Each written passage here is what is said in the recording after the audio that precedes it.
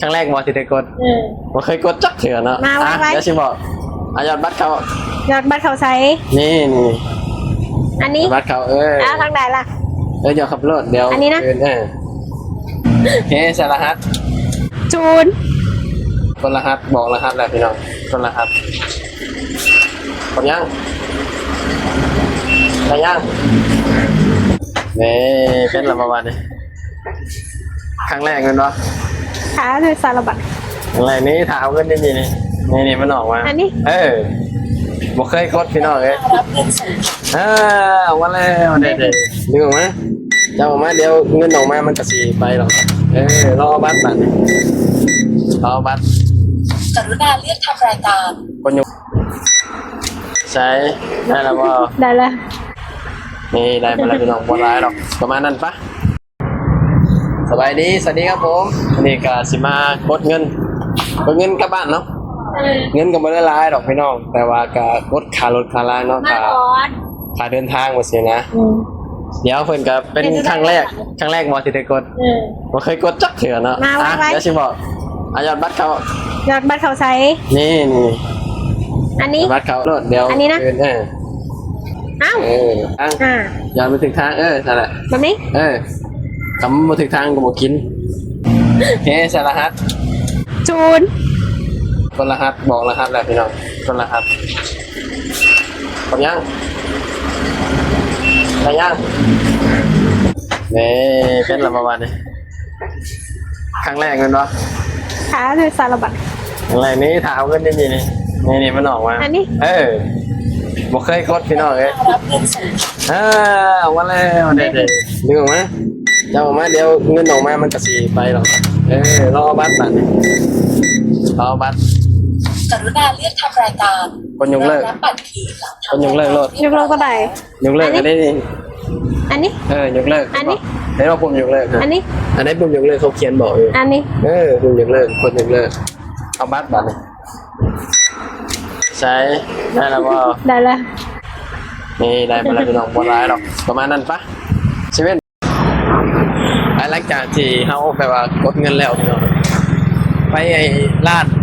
20 บาทก่อนมาร้าน20 บาทครับพี่น้องเอาเงินของเพิ่มเติม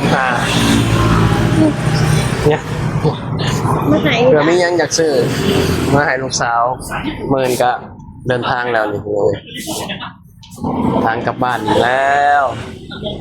กลับบ้านกะถามว่าจำเป็นกะมาได้กลับก็เพราะว่ากลับก็เสียเงินคือว่าเสียค่ารถค่าล่างเนาะยิ่งแบบว่าเศรษฐกิจแบบนี้พี่น้องเนี่ยยิ่งบ่อยากกลับแต่ว่ามันจำเป็นจะต้องกลับมันเอาเบิ่งของบ้านซื้อยังบ่เฮ้ยคือสวยยอมผมเห็นในเถาเจ้าอย่างนั้นนะมันยอมผมแล้วคนโตผม2 ปีเลยเนี่ยยอมผมยังบ่ยังวะฮะยังอีกวะยังก็ตอนนี้ประมาณ900 กว่าเพลงหรือว่ายังไม่อยากปล่อยได้ยังไงเบิ่งนี่มันนี่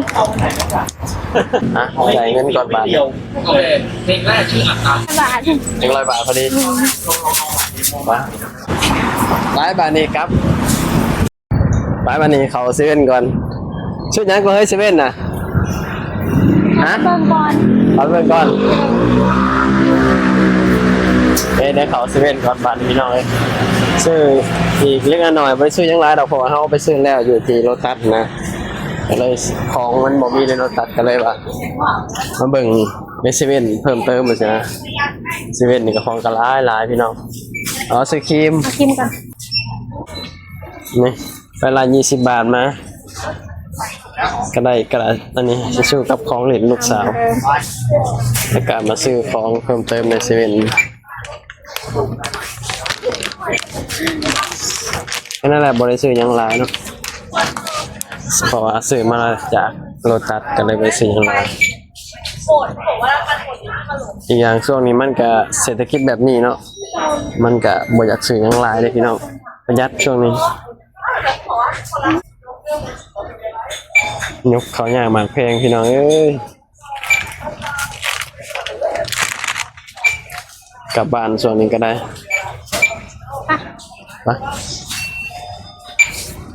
เอาอย่างขนมให้ซื้อแล้วหมดเลยขนมแต่ว่าอยากซื้อเพิ่มเติมของกระไรหลายเรียกมาถึงขนาดได้ซื้อได้นี่ภาษาอาหารไงพี่น้องเลยอยู่เมืองไทยอะเนาะ มีฮอตอันนี้ค่ะ ป้ามีหัวหอมในเซเว่นนี่มีขบมาเลยนี่เนาะกระเทียมเจียวกระเทียมอันนี้หอมแดงโอ้เซเว่นนี่ขายทุกอย่างเลย นี่ ขายแทบทุกอย่างเซเว่นเปิดตลอด24ชั่วโมงอีกสะดวกสบายกันนะพี่น้อง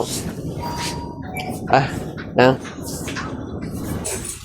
ไปเอามือตั้งอยู่บ้านเฮา พอดีล่ะพิงเขาเบิดมือ ปืนเสียหนัง ปืนเลยวะนะเสียเอาสำหรับปืนเอายังบัดนี้ มันได้ไหม กินน้ กินได้ไหม ำกินหยังนั่งหยัง กินอะไรก็ได้ไหม โอ้โหตินโหชาเย็นใช่ป่ะจีนอนรับใช่ป่ะชาเย็นแต่ชาเย็นก็ได้ผสมรสอะไรจีนอนจะกินชาอยู่โอ้เงินลายไปจ่ายเงินบัตรจ่ายเงินก่อนบัตรนี่พี่น้องวางพอดีเลยนี่วางกันเลย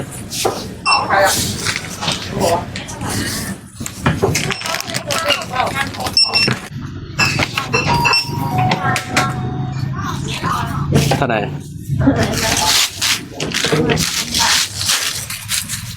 500 กว่าบาทวางเงินทอนแป๊บหนึ่งบายครับ พี่เจี๊ยบค่ะ ไปออกบ้านนี่พี่น้องตอนนี้ก็เป็นเวลา3 ทุ่ม3 ทุ่มครึ่งแล้วพี่น้อง ไปซื้อทาน ไปซื้อทานใส่หยังของลูกสาว แต่ของเล่นเพิ่น แต่ของเล่นลูกสาวพี่น้องแล้วก็ซื้อของเล็กน้อยเนาะก็บอกถึงว่าเล็กน้อยนี่เป็น500พุ่นของทุกมื้อนี้เขาย่างมากแพงพี่น้องในยุคสมัยนี้ก็บ่ได้ซื้อหยังหลายขนาดนั้นดอกแต่ว่าต้องซื้อมีของแบบว่ากลับบ้านกับหยังเมื่อให้ลูกสาวแล้วก็ของฝากพ่อแม่เล็กน้อยนะแต่หลักๆก็คือของลูกสาวหลักๆคือของลูกสาวทั้งนั้นบ่ค่อยมีของคนอื่นเนาะพี่น้องก็มื้ออื่นก็เมียก็สิเดินทางนะเฮาก็สิได้ไปส่งจังซี่นะก็เตรียมข้าวเตรียมของไว้ครบหมดแล้วล่ะรอแต่กลับอย่างเดียวบัดนี้ก็มีพี่ๆน้าๆป้าๆลุงๆถามว่าคือกลับบ้านบ่อยแต่เนาะ เมื่อสแต ก็ น คือกลับเมื่อต่อวีซ่าพี่น้องถ้าเกิดเราผู้ใดติดตามเบิ่งเฮาก็สิฮู้เนาะว่าเฮาก็แลนบัตรหรือว่าทำบัตร MOU อยู่แต่ว่ายังบ่ทันได้ไปรับอยู่หนองคายนะตอนนี้ก็รอบริษัทที่ทำบัตร MOU เรียกโตอยู่เนาะแต่ว่าก็สอบถามเขาเจ้าว่าใกล้แหละใกล้สิได้แบบไปรับบัตรรับหยังแล้วล่ะนะก็เลยต้องไปต่อวีซ่าไว้ก่อนไปสินะ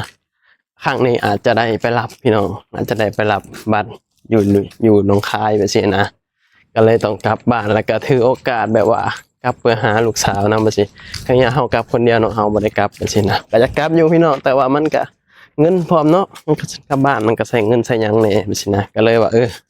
เมียกลับคนเดียวไปสินะประมาณนั้นแหละพี่น้องตอนนี้เฮาก็ขึ้นมาห้องแล้วก็สิได้เข้าห้องไปอาบน้ำเฮาก็ได้เพราะว่าหาก็เลิกงานแล้วก็เดินไปเซเว่นเลยแล้วก็ไปร้าน20 บาทเลยไปสินะส่วนเมียก็เลิกงานตั้งแต่ 6 โมงพุ่นแหละพี่น้องเนาะคลิปนี้เฮาก็สิได้ปิดคลิปแล้วเนาะก็ถ้าเบิ่งเวลาเฮาไปส่งเมียกลับบ้านพี่น้อง เก่า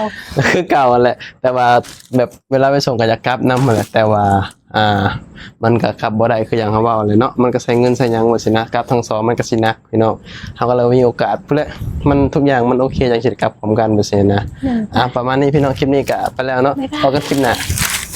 สบายดีสวัสดีครับผม